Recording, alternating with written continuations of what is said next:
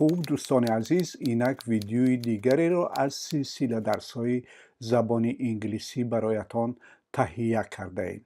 در این درس ما درباره جانشین‌های صاحبی زبان انگلیسی، البته یک قسمتی از جانشین‌های صاحبی زبان انگلیسی صحبت میکنیم.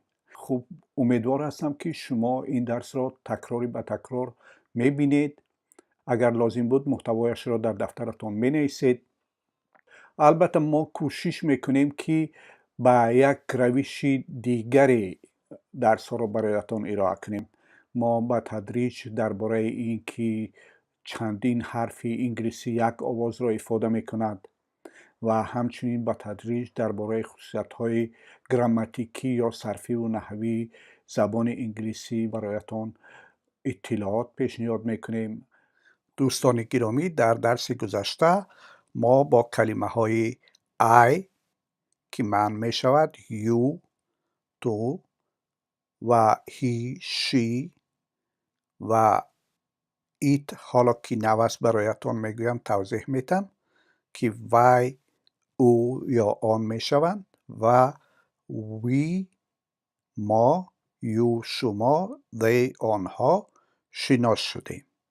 از نقطه نظر قاعده زبان این گروه کلمه ها را جانشین های شخصی تنها میگویند که به زبان انگلیسی میشود singular personal pronouns. به خاطر چی جانشین های شخصی تنها میگویند؟ به خاطر اینکه اینها از یک نفر بیشتر آدم را افاده نمیکنند یا این گروهش را جانشین های شخصی جمع میگویند یا plural personal pronouns به انگلیسی میگویند که به خاطر چی اینها را جمع میگویند؟ به خاطر که اینها از یک نفر یا یک چیز زیادتر را افاده میکنند. آن به معنای وی برای جسم آمده باشد، در آن صورت اینجا ما اضافه برایتان کردیم که ایت میشود.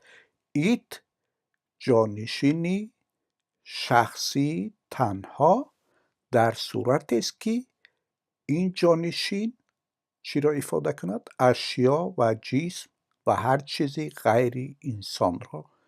و حالا توجه شما را به استفاده همین کلمه های من، تو، وی، او، ما، شما، آنها و یا که به انگلیسی I، you، he، she، it، we، you، they در یک شکل دیگر جلب میکنم.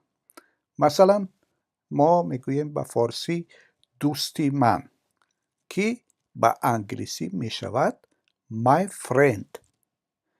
حالا ببینید در جای من I نه آمده است، در جای من در اینجا my آمده است، my friend. یا دوستی تو یا friend، بر جای تو در اینجا you نه آمده است، یا آمده است، یا friend. یا دوستی وی، ببینید در اینجا بر جای وی یا که او چی آمده است؟ his آمده است، نه he. یا اگر برای زن باشد ببینید who آمده است، نه she. she که میدونید وی برای زن است، her friend. و در اینجا در شکل جمعش دوستی ما وقتی که میگوییم به انگلیسی میشود our friend. به جای ما که we هست در زبان انگلیسی در این شرایط چی آمده است؟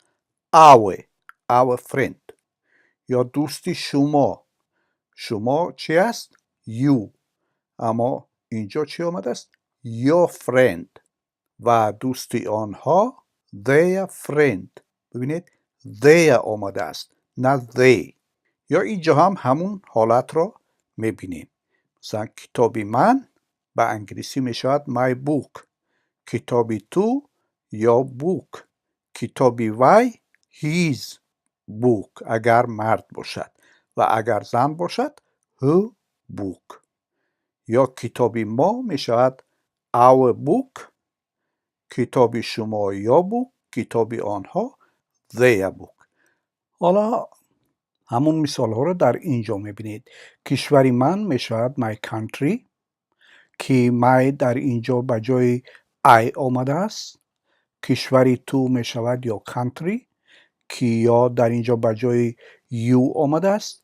کشوری وی میشود his country اگر مرد باشد و اگر زن باشد میشود her country. همان گونه که میبینید در اینجا his و her به جای he و she آمدند.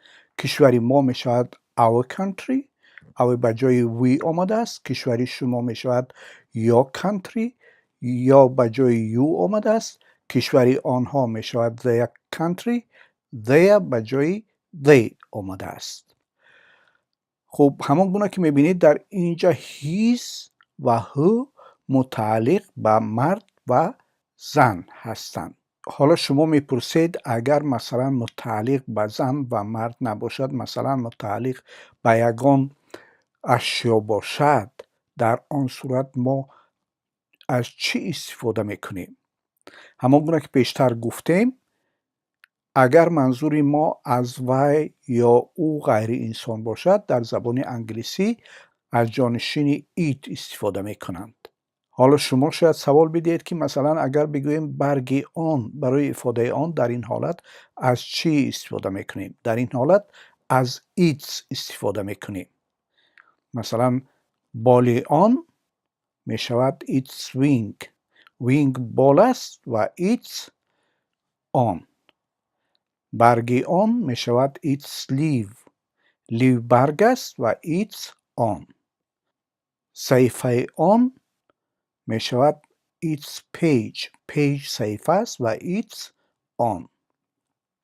خلاصه my میشود از آن من، یا میشود از آن تو، his میشود از آن او اگر مرد باشد، her میشود از آن او اگر زن باشد و its میشود از آن او اگر یگان جنس را یا یگان اشیا را در نظر داشته باشیم.